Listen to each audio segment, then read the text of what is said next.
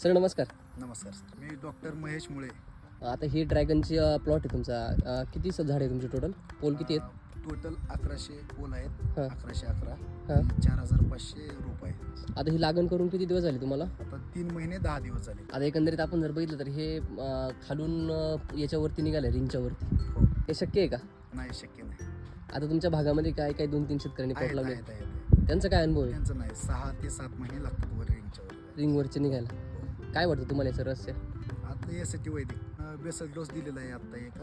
आणि जनरली जर आपण जर बघितलं की ड्रॅगन फ्रूट लावलं की त्याच्यामध्ये मर होणं हो. सगळ्यात मोठी समस्या आहे. हो. त्यानंतर डाग पडणं किंवा वाढ न होणं ह्या समस्या होतात. तर ते तुम्हाला काही समस्या जाणवली? समक्ष तर काय आले नाहीत इतक्या. बरं. प्रिकॉशन म्हणून घेतलेले आहेत. वाढीसाठी पण खूप चांगलं आहे. हो आता एकंदरीत आपण जर बघितलं इथं रोप आहे तुमचं, बरोबर ना? हो, हा, आणि तिथून सिंगल स्टेम तुमचं वरती आलं. वरती आलेलं आहे. म्हणजे काय कसं लक्षण आहे तुम्हाला काय वाटतं? चांगलं आहे, काही नाही.